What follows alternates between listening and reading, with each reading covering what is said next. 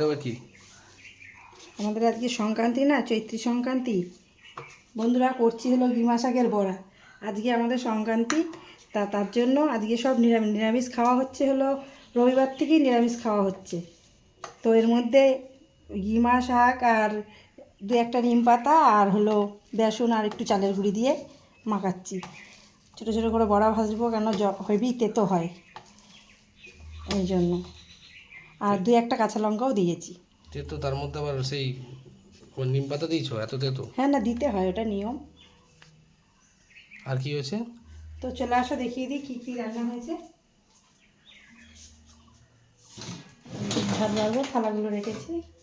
যা হয়েছে ভাত, ভাত তো হবেই, সবই নিরামিষ। আর হয়েছে ভেন্ডি আলু ভাজা, তিতার ডাল। আমাদের এগুলো আজকে খেতে হয়, তিতার ডাল। এই যে হয়েছে আমের ডাল, আর হয়েছে সয়াবিনের তরকারি, আর এই গিমা শাকের বড়া। আজকে সবই নিরামিষ খেতে হবে। আমি বড়াটা ভেজে নিই, তোমাদের দিচ্ছি খেতে আমাকে।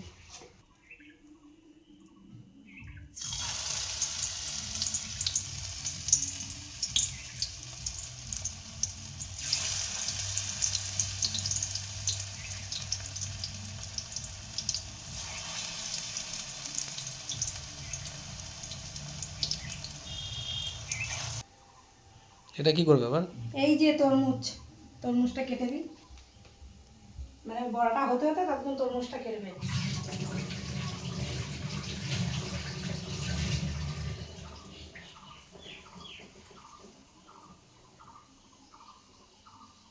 তরমুজটা দেখো,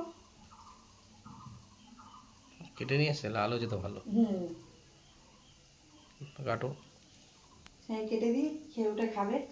ততক্ষণ বড়াটা ভাজা হোক, ততক্ষণ আমার কাটাটা হয়ে যাবে।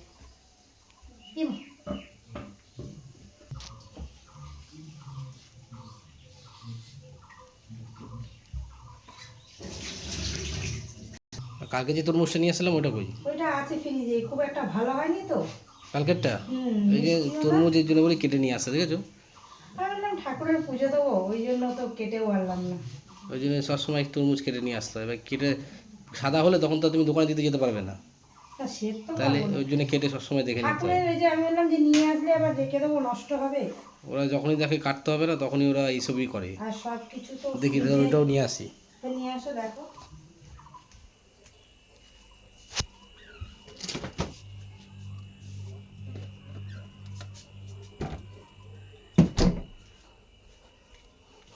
সাদা হয়েছে, বেশি লালও হয়নি। হ্যাঁ, ওই জন্যই। মিষ্টিও না।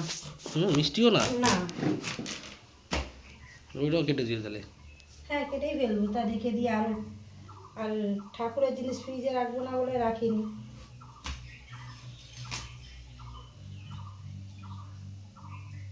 দেখতে তো মনে হচ্ছে এটা ভালোই হবে। এখন দেখে মনে হচ্ছে মিষ্টি হবে।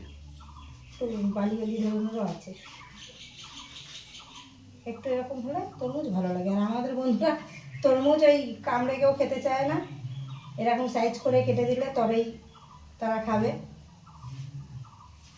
আর ওইভাবে খেলেও ভালোও লাগে না, সারা গায়ে। আর ওইভাবে খেতে ভালো লাগে নাকি? সব গায়ে একটু খাওয়ার আগে জল কেটে পড়বে। একটু ফ্রিজে রেখে তারপরে খেলে একটু ঠান্ডা ঠান্ডা লাগে, বেশ ভালো লাগে। তো আপনাদের দাদাভাই তো আবার ফ্রিজের জিনিস খেতে পারে না, ঠান্ডা লেগে যায়। দাদাভাই একটা তুলে দিয়ে তারপর আমাদের একটা ফ্রিজে ঢোকাবে।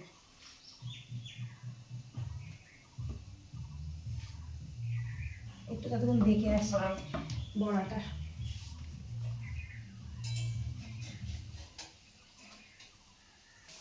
হয়েছে? হয়ে এসছে। আর একটু বড়া একটু ধৈর্য নিয়ে না ভাজলে ভিতরে গ্যাপ গ্যাপ করলে ভালো লাগে না, একটু মচমচে হলে তবেই ভালো লাগে।